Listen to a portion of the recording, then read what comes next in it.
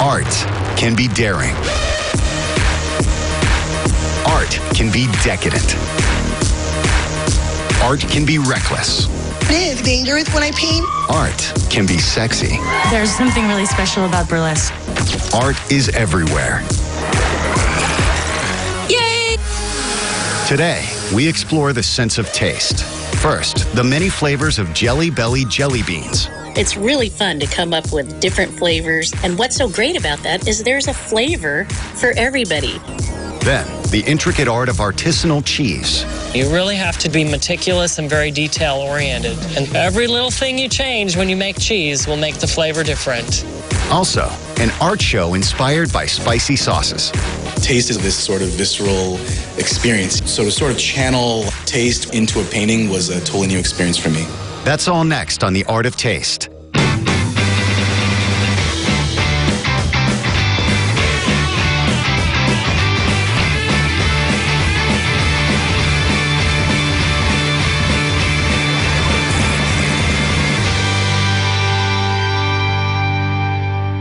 Jelly beans, Jelly Belly jelly beans. Turn around, hand out, eat those jelly beans. Jelly beans. Jelly Belly is a world-renowned candy company known for its wide variety of creative flavors. I'm Lisa Rowland Brazier.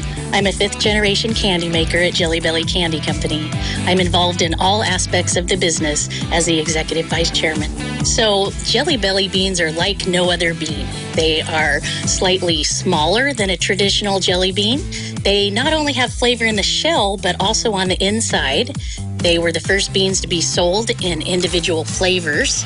There's a vast array of flavors and colors, more than any other type of bean. And they have true-to-life flavors, and we use natural ingredients like real chocolate, real coconut, raspberry puree. It really just brings that flavor to life. Coming up with flavors is really part of the fun of this whole process. There's lots to it, from the taste, the smell, aroma, all of that comes into play. It's art and it's science. So our goal at Jelly Belly is to make sure that when people consume Jelly Bellies, they have the real, true-to-life experience when they're eating a pear Jelly Belly, that they think they're eating a pear. When they're eating cherry, very cherry, it reminds them instantly of cherry. We want it to be as true to the real product as possible. Because taste is more than just flavor, Jelly Belly also carefully crafts the look and feel of the bean. The visual aspect of a bean is really important. If you're going to eat a red apple, it should probably be red on the outside, and ours is white on the inside. So when you bite into that, it looks like a red apple, and it tastes like a red apple. So there's so much to taste. When deciding on new flavors, Jelly Belly will make a small test batch and then do rounds and rounds of taste tests to perfect a new flavor. Since I've been here 15 years, I don't think we have ever had one test that was approved right out of the gate first time. There's always something that needs to be changed. So that's okay. You know, that's why we do what we do, and that's the process. And eventually we get there. That's the good news. Jelly Belly continues to push the boundaries of taste by creating out-of-the-box flavors. The draft beer flavor is our latest invention. It is wonderfully accepted by the public. It's been in the news all over, and people are really excited about this. We have a German heritage in our family, and so this beer is modeled after Hefeweizen, and it is really delicious. I think we got the color pretty darn close, and then we were able to add this coating to the top of it that makes it kind of appear shiny like a beer, you know, also a little bit, you know, shimmery, and then a little bit kind of like the foam that you get on beer. So I think that was kind of a pretty cool creative touch that we added to that bean. Not everybody likes the same bean or the same flavors, and I'll give you an example with buttered popcorn. We actually get mail from people that say, "Oh my gosh, buttered popcorn is horrible. Will you please discontinue that? We cannot stand it." And then, of course, we let them know, hey, that's the #2 flavor out of all Jelly Belly beans we make. So as much as you dislike it, somebody else loves that flavor. The Jelly Belly factory has become a popular destination for its fans, who go on factory tours to see how their favorite candies are made. So this is our state-of-the-art kitchen. kitchen. The center of the Jelly Belly bean is made in here. We start out with a slurry, as we call it, and the four main ingredients in that are water, sugar, cornstarch, and corn syrup. After the base is created, the mixture goes into kettles. These kettles are where we add in those wonderful ingredients like real chocolate and raspberry puree. So we're making pina colada over here, huh? So there's the coconut going into the pina colada. After mixing, the liquid drops down into the Mogul machine. This is a machine that shapes the center of the Jelly Belly.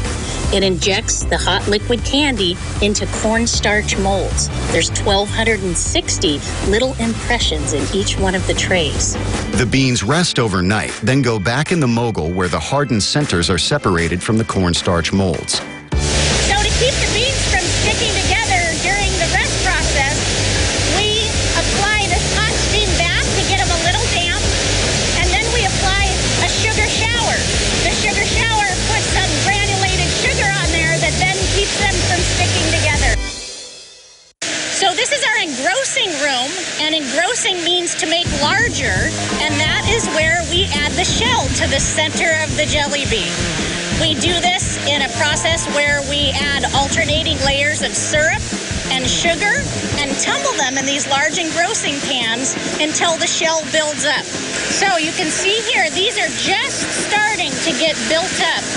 This is really an art to do Jelly Belly panning, and the panners listen with their ears. They can hear how the beans are tumbling in the pans, and that lets them know when they're done. They feel them, they look at them, they taste them. So we really use all of our senses here. Here you can see these are ones that already have their shell on, and they will go on to be polished next, where they get that jewel-like finish. We just apply some confectioner's glaze and tumble them in the same kind of kettles pretty much, and the jewel-like shine comes out, and it's just beautiful. The final stage is the sorting process where different flavor mixes are created and packaged for sale. But there is still one last stop on the tour, the Jelly Belly Art Gallery. These are our masterpieces of confectionery art. We've been making them since the 1980s. They are really fun to do. Each and every bean is placed by hand individually, and we've made patriotic series and endangered species series, and we help retailers around the United States and the world by placing these Jelly Belly art pieces in their stores. And that really brings excitement to candy. My favorite flavor of Jelly Belly would have to be toasted marshmallow. Acacia berry, strawberry, margarita, buttered popcorn, blueberry, cherry, Chocolate berry cherry. Dang it, there's a lot of flavors. Coming up, a group of artists explore what taste means to them. Taste is purely subjective, and taste is scary because it's unpredictable, and that's why it is a worthwhile thing to explore. Then, great cheese starts at the source. We have really happy goats and healthy goats, and they produce the world's best milk.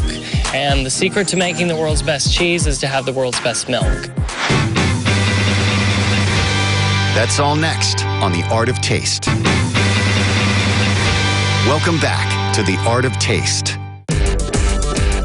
LA Heat Taste Changing Condiments is a contemporary art show featuring 30 LA-based artists doing work inspired by Tapatio and Sriracha. Tapatio and Sriracha are two very popular hot sauces made in Southern California and are gaining popularity worldwide. So Tapatio is a Mexican-influenced hot sauce that is on the vinegary side, and it's a little hotter than other hot sauces. And if you're brought up and raised in Los Angeles, it's definitely a Los Angeles icon. Sriracha is a Thai-inspired, pasty, thicker, sweeter, garlicky hot sauce that a lot of Vietnamese use it in their pho soups, but also I think in Los Angeles, everyone uses it on almost everything. I like it on pretty much everything, actually. Literally everything. I love putting sriracha on pasta. Nachos. Mac and cheese. Stir fry. Sandwiches. Every day. I put it on my eggs this morning. Scrambled eggs. Eggs. Have to have it. Because these hot sauces are so beloved, it wasn't hard to find artists that were inspired by Sriracha and Tapatio. So this show was an invitational show. The only criteria for the artists is that they actually lived and worked in Los Angeles. The show incorporates illustrators, designers, mixed with street artists and also gallery-oriented artists. And so that was a curatorial challenge for us at the museum of how to bring all three of these genres or different art worlds together. Not often do we see art exhibits mixing and matching these types of artists together. Taste is purely subjective, and taste is scary because it's unpredictable, and that's why it is a worthwhile thing to explore. I think in cooking and in art, you deal with a palette. So for me as a painter, I have a palette of colors, and in cooking, you have a palette of ingredients, I guess. The two things are very experiential. Painting for me is about putting hand to paper, and I think taste is also this sort of visceral experience. You know, it's this thing that you put in your mouth, and you have these tastes and these flavors, and I feel like the two marry very well. I think the way that the art of taste plays into this particular painting for myself is that Sriracha and spicy stuff in general is sort of sexy. I know I wanted a girl in there, and I wanted her to have bright green hair, because that's the top of the Sriracha bottle. And I just sort of started putting shapes down, and as I'm painting, the composition itself sort of emerges for me rather than me planning out all ahead of time.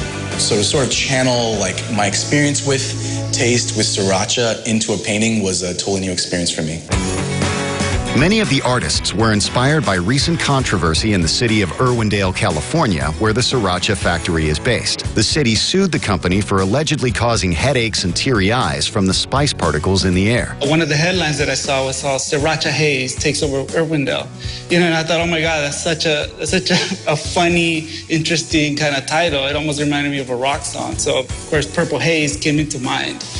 And right away, I tried to see how I can connect the two in this really kind of funny, interesting way. And so it kind of took me to this weird history of like LSD and stuff. And it was kind of reminding me of like people, how much they're obsessed with Sriracha. It's like they're tripping out on this thing. And so I thought, okay, that's perfect. So the other piece, that's like this more trippy pattern with the California flag under this haze, this red plexi haze of Sriracha. You know, my thing when I do work is like, I don't want you to get the work, I just want you to get into the work. You know, once you get into the work, you just trip out on your own thing. My piece is a painting called LA, L-A-H, which is the acronym for Los Angeles Heat, but La in Chinese also means spicy and hot. I wanted to play off of the advertising aspect of Sriracha. So the inspiration I got was from 1930s Shanghai street posters, because in those posters you have very beautiful women holding products like perfume or cigarettes. So I had two, beautiful young girls holding the Sriracha bottle, advertising it. But the girls specifically are Hapa, which is mixed race Asian women. Hapa models are used a lot today to sort of advertise things, and they're like the new exotic, the new hot. And then I also use little Chinese cherubs riding a rooster, and they're crying because it's so hot. And even the girls, the models, their mascara is running, kind of playing off of what's going on in Irwindale with the headaches and the spice and people crying. So that's what I was playing with. Thanks to the artists, the show has been a success. I think people are really excited to see the show. I don't think there's a coincidence that Tapatio and Sriracha are gaining popularity and notoriety in the United States. The largest immigration has been from Asian countries and Latin countries. And because of that demographic shift, I think there's been a shift in our culinary habits and our culinary tastes. And so I think that has changed the way Americans have been eating in a different and more positive way to kind of spice it up a bit. Coming up, a master cheesemaker. I think cheese is the best food. Everything will taste better with cheese on it. You can put it in sweet things, you can put it in hot and spicy things, you can melt it, you can eat it cold. It's just a really versatile food. It's fantastic. That's all next on The Art of Taste. Welcome back to The Art of Taste. I think cheese is the best food. I think everything you make will taste better with cheese on it. You can put it in sweet things, you can put it in hot and spicy things, you can melt it, you can eat it cold. It's just a really versatile food. It's fantastic. Dan Drake is a practicing veterinarian who grew up on a goat farm in Utah. After relocating to Southern California, he brought down goats and cheese recipes from home to start Drake Family Farms. We have a farmstead artisan goat dairy, and we make local cheese for Southern California. The definition of artisan means made in small batches, primarily by hand. So we take a lot of care in the cheese that we make. We have quality control for our product all the way from what we feed the goats, how we care for the goats, how we collect the milk, how we store the cheese, how we package the cheese. And so we make the best quality cheese that you could ever buy. Cheese making is a lot of work, and it's an art too. You really have to be meticulous and very detail oriented. And every little thing you change when you make cheese will make the flavor different. The first thing that Dan changes is the way he milks the goats. We have really happy goats and healthy goats, and they produce the world's best milk. And the secret to making the world's best cheese is to have the world's best milk. And I believe that everything we do with the goats is reflected in the milk and reflected in the cheese. One of the biggest differences between us and a lot of commercial goat dairies is when we bring the goats in to milk them, we actually wash the teats and we dip them with a pre-dip that sanitizes the teat. Once the milk is collected, enzymes called rennet are added to coagulate the milk and separate the curds from the whey. The mixture is then stored overnight and then put into mesh bags. We put it in here, we let it drain for 5 to 6 hours, and then the whey will drain out. And then in the afternoon, we come back and open up the bags, and there'll be cheese in there. Then the curds are placed into molds that give them shape. Today we're taking them out of the molds and we're going to brine them to add the salt. So we put the cheese into a brine solution that's made with our whey and also with salt. Salt is very important for flavor, but it's also important for preservation.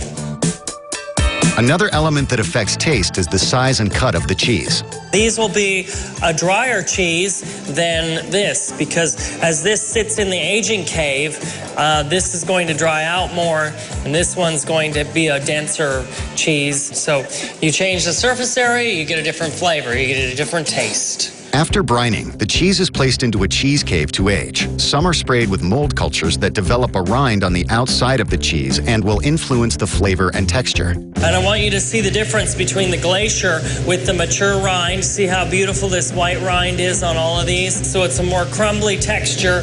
These avalanches are the texture of classic brie. In addition, Dan makes a cheese called the Mount Baldy, in which vegetable ash is added to the mold to produce a less acidic flavor. Within the cheese cave, there are several rooms kept at different temperatures so the cheese can age to different degrees of sharpness. Currently, Dan is aging a batch of Idlewild, a hard slicing cheese with a nutty flavor. And we age it on these pine planks. You can age it on different things. People even age cheese on marble. And the cultures could actually get into the wood or into the marble, and then that will give us particular flavor to the cheese. While everyone loves the cheese, the business of running a small farm is not easy. I guess the biggest challenge running the farm is the finances. It's just so touch and go, and it's so hard. And like, if you would have told me years ago that I could sell as much cheese as we do, I would have been like, hot diggity dog, I'm going to be rich. This farm's going to be great. But then if you told me that all the expenses would pile up and at the end of the month you're still negative $10,000, then I would have never believed it. To help combat rising feed prices, Dan has started a hydroponic growing system to provide food for his goats. The benefit of this system is sustainability. Also, no pesticides, no fertilizers. It's completely organic, which means it's better for the goats, which gives us healthier goats, which gives us good cheese, a good product at the end. So the goats are eating the barley grass, which is really good because this is the first time we've given it to them. We were somewhat concerned about the adjustment period, but it doesn't look like there's really going to be one because they're taking right to it, which is excellent. Making great cheese doesn't go unnoticed. Dan's luck took a turn when the owner of Mendocino Farms, a California restaurant chain, discovered Dan's product. I got on the phone immediately, called, Dr. Dan answered his phone, and I asked him, hey, we'd love to buy your cheese. Dr. Dan replied, you can buy it all. I don't know how much longer we're going to be in business. At that point, I talked to him. Wait a minute. What can we do to make this try to work? Because we love this product. You sound awesome. How can we support you? So we ended up creating a salad that featured the goat cheese paired with beets with a citrus vinaigrette, which is very classic. At that point, we named it Save Drake Farm Salad.